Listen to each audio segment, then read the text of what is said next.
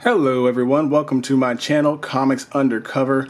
Now typically I read comics via Comixology or some other digital format, but in this episode we're going to go over all the comics that were so good that I just had to put them in my own personal collection. Some videos that I see online have pull weeks that they do weekly, and I can't do that because I don't have a local comic book shop here in South Korea, and also shipping rates are insanely ridiculously high. So for that reason, every comic that I do collect, that I get my hands on, is actually something that I really care about, and it's actually probably a key issue for me. Now, some of these comics are going to be first appearances, and some of them are sleeper issues, but mainly they're just going to be good comics with amazing art. This isn't a spec channel, but it happens that a lot of the comics that I like become more valuable over time. Go figure. Without further ado, we'll just go ahead and get started. First up, we have Farmhand number 2. This is created, written, and drawn by Rob Gulroy. It's a dark comedy, it's a comedic horror, it's about family, trust, honesty, second chances. I really enjoy this comic because it's really well done. The colors pop right off the page. There's a lot of purples and pinks and blues and greens. Now the artwork may not be for everyone, but I love it. I absolutely love the artwork in this comic. The story is really well written. You know, if you ever get a chance to get this comic or get your hands on this, you should go ahead and give it a try. Now, again, the comic art is not for everyone.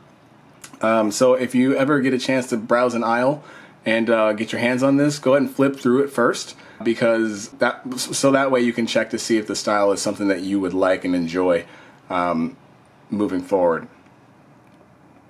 Next up is Bitterroot number 4.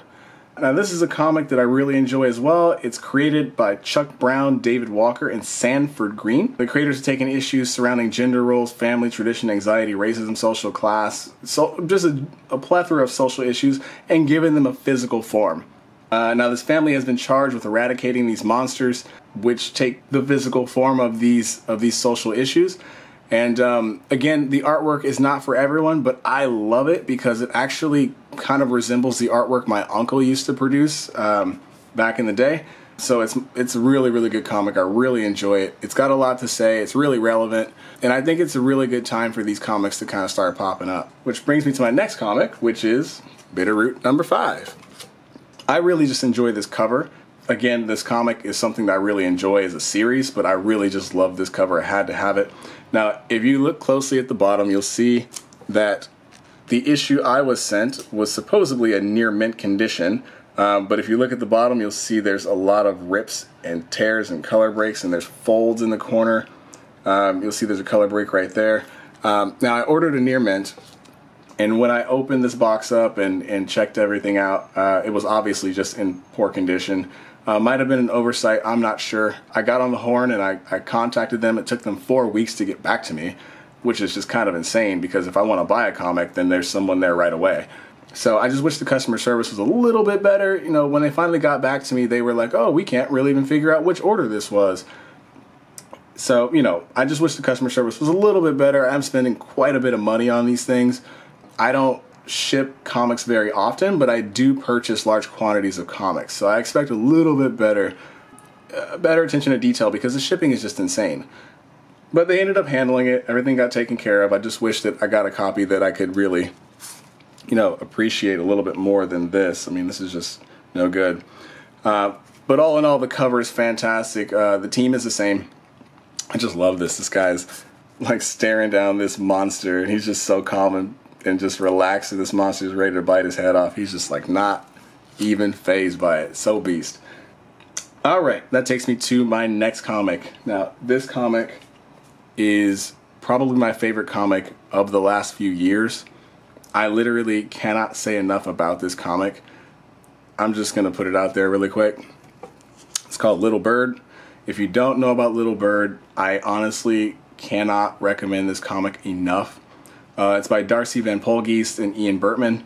Now, this comic, I've been trying to put this comic in a box and explain it to people in a way that makes sense, but it doesn't like take away from how amazing the comic is. And I just can't do it. It's apocalyptic, it's rebellious, and it's freakish, it's weird, it's grotesque. I mean, it's got body modifications, deformities, and a ton of violence. It's definitely not for weaker stomachs. Issues number 1 and 2, I mean, I can't even tell you. These are just perfect stories. The pacing is amazing. The detail, the lettering, the cliffhangers at the end, just fantastic. It's so original. You know, we always think of comics and we think of Batman and, you know, Wonder Woman and Archie and a whole bunch of other comics that we point to as comics, you know. But this, every once in a while, something comes along and just shows you what comics could be. This is like the next level. This team is on fire. I cannot explain to you how amazing they've done with this book. The colors, just the way it all blends, the palettes they use are just so amazing, and the detail is just phenomenal. Again, not all ages. This is obviously a picture of a little girl with holding daggers that have blood on them. Again, not all ages. It's incredibly gruesome, incredibly violent, but it is absolutely breathtaking. So much so that I actually picked up the second printing of the first copy. I just love it. Now, this was done by Tradmore, and I don't really care for it that much, but I just love this comic so much. I'm going to support anything that comes out. And I also picked up the second issue because, again, just beast mode. This comic is just phenomenal, man. Like, everything is just going right. They're doing everything right. And I can't say enough about it. But I'm going to have to because we got to move on in this video. And that happens to be all of my indie comics. So I'm going to pull these off, set them to the side, take care of my babies here. And then I'm going to start with Marvel. So first up, we have Daredevil #1. Now, this comic, again, this is volume 6. I can't say enough about this comic as well. As a hero comic, I think this is going to go down as one of the best Daredevil comics that we've seen in a long time. Chip Zdarsky is on fire. I think it's, what's the artist's name? His name is Marco Checheco. All right, and Sonny Go. Sonny Go is on color. These covers are fantastic. The artwork inside is amazing. Every issue is just what you need from a comic book. It goes through addiction, morality, honesty. Daredevil's still charming, as he always is. The art's fantastic. Again, super underrated. This is a sleeper comic. If you have a chance to pick this comic up, do it. Read it in trade if you have to. I believe trade's coming out pretty soon, because I think they're on issue number 7 at this point. And this is issue number 1, first print. May not be able to find this one in your local comic shop, but if you pick up the second print, if they have one, do that. Doesn't matter. Get your hands on this. This is good. And like I said, if you need to read it in trade, read it in trade. It is a phenomenal comic, and I think this is going to go down as one of the best Daredevil runs we've seen. People are sleeping on this. Don't be like other people. Pick this up. My next comic from Marvel as well is Agents of Atlas, spinning out of the War of Realms. I don't even like the War of the Realms so much. It's not like something I really like. It's kind of just like this wild roller coaster ride. I'm not really into those comics very much. I picked this up because this is introducing a number of key characters that are probably going to be sticking around for a while. And I know what the controversy surrounding this comic is, with having an all Asian cast, and it's like, oh, it's not inclusive anymore, and people complaining about it, and I get it. I really do understand. But I try to stay out of the politics of things. I get both sides of the argument. But the fact of the matter is this comic and these characters aren't going anywhere. There's some characters I really don't care for myself, but some of these characters are gonna stick around. So you might as well just deal with it. If you don't like it, don't read it. You don't like it, don't buy it. They're offering a lot of comics these days through Marvel. War of the Realms has a lot of spin-offs. If you want to look at something else, look at something else. So Greg Pak is the writer. I actually spoke with him. I had a correspondence with him about whether or not he was coming to South Korea to promote for this book. I wondered if he was going to come by and promote for the Seoul Comic Con. He got back to me, said he wasn't going to come this year. He came last year. But in all honesty, man, like, the Seoul Comic Con is kind of garbage, actually. I mean, it's really whack. Again, we don't have comic book shops here, so no comic book stores show up. We had like one bookstore show up, and all the comics they had were like trade paperbacks, like Batman and like Black Panther and so on and so forth, which are fine. But I typically have all that stuff already, and I'm not really looking to pick up trade paperbacks. It's just one of those things. So I don't know. You're not going to get, and even so, with that one bookstore, you're not going to get your Image comics. You're not going to get any IDW. You're not going to get any Dark Horse. You're just getting DC and Marvel. Basically, that entire Comic-Con was basically a what's it called? Walking Dead / Marvel Cinematic Universe like show. That's all it was. You know, there was a few artists there that were doing commissions and so on and so forth, but you know, the lines were out the doors for those things because that's what everyone was there for. There was nothing else really to do. That's all there really was. So I would have really liked if he come out and, you know, promote this. A lot of these characters are Asian.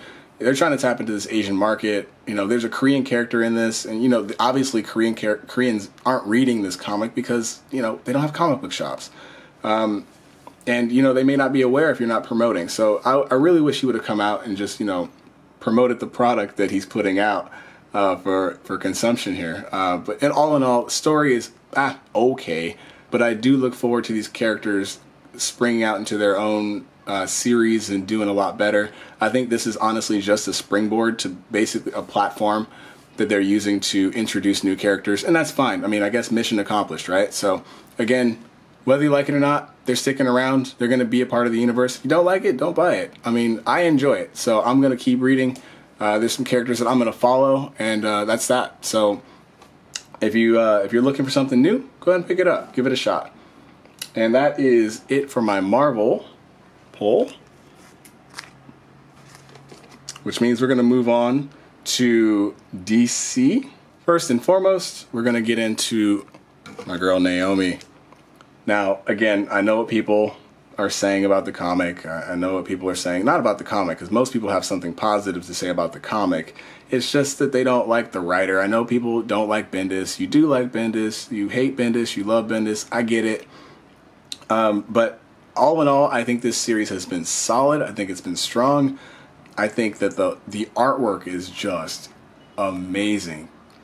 Jamal Campbell is an absolute beast. There's nothing else to say about it. This guy's artwork is phenomenal. His line work, his color selection, his color palette, his paneling, all of it is amazing. Even the lettering is fantastic.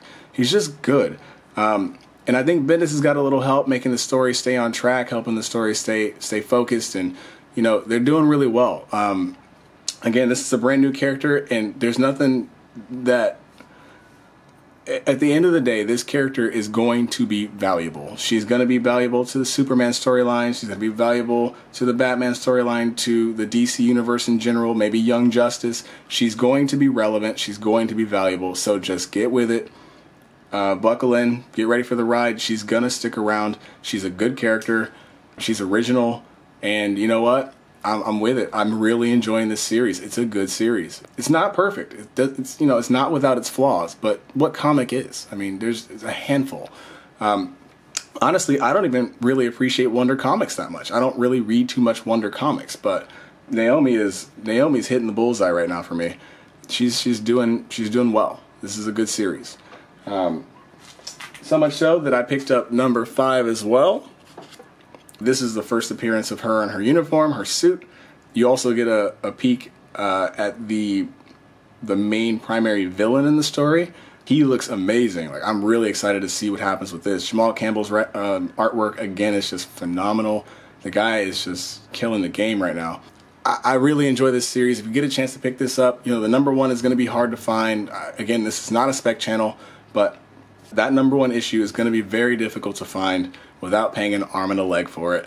The 5th issue is still floating around. You know, and this is the first issue with her in her uniform, and you know, her encountering the primary villain of the story. And I can't wait to see what they do with this. This is getting really good for me. Issue number 6 comes out really soon, so I'm really, you know, keeping my fingers crossed that we all get the payoff that we're looking for here, and I think we will. Next up is Green Arrow, number 1. This is volume 7. This is after the rebirth. I really just like Green Arrow. I mean, the book was kind of overpriced in my opinion, but at the end of the day, I really like Green Arrow. It's fun. It's an excellent story. It's solid artwork. It's again, it spins out of the rebirth, so they kind of rebooted the character, and they've added some new characters as well. You know, there's a shadow organization. The pacing is good. A little bit on the nose at times, but you know, it's supposed to be more realistic. It takes place in Seattle, Washington, which is a real place, and I really enjoyed the series for what it is. So I picked it up because I just like Green Arrow. He's legit. I think I just like characters that don't have powers. There's something about that just kind of resonates with me. But on to the next comic. Another back issue here.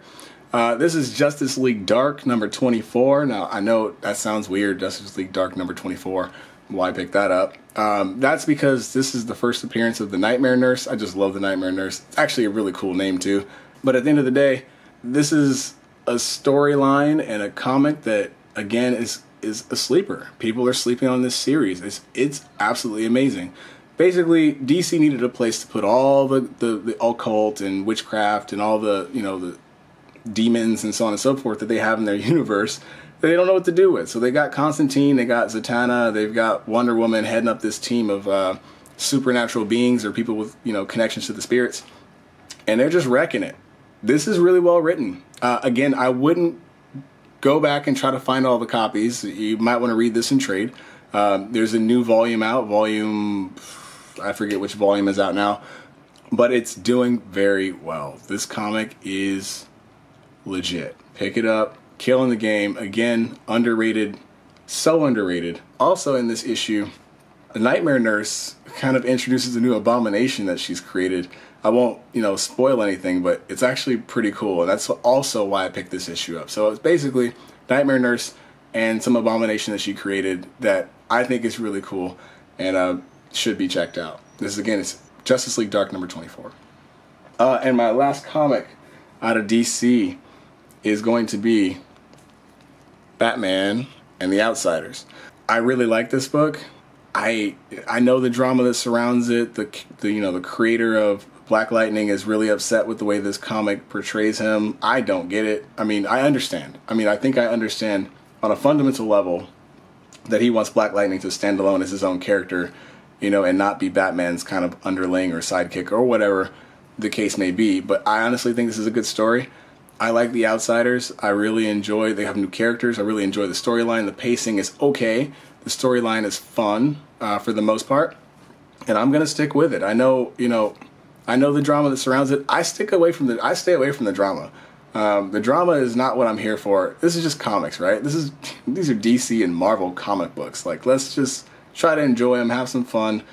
Sometimes the politics creeps into this industry. When it's too much, right? So, just try to enjoy it, try to have fun. I understand as a creator that you're concerned about how your character is being used, and that can be frustrating. I'm sure anybody who's created something and that creation is being, misappropriated or, not being used the way that you would like it to be used, I'm sure that's frustrating.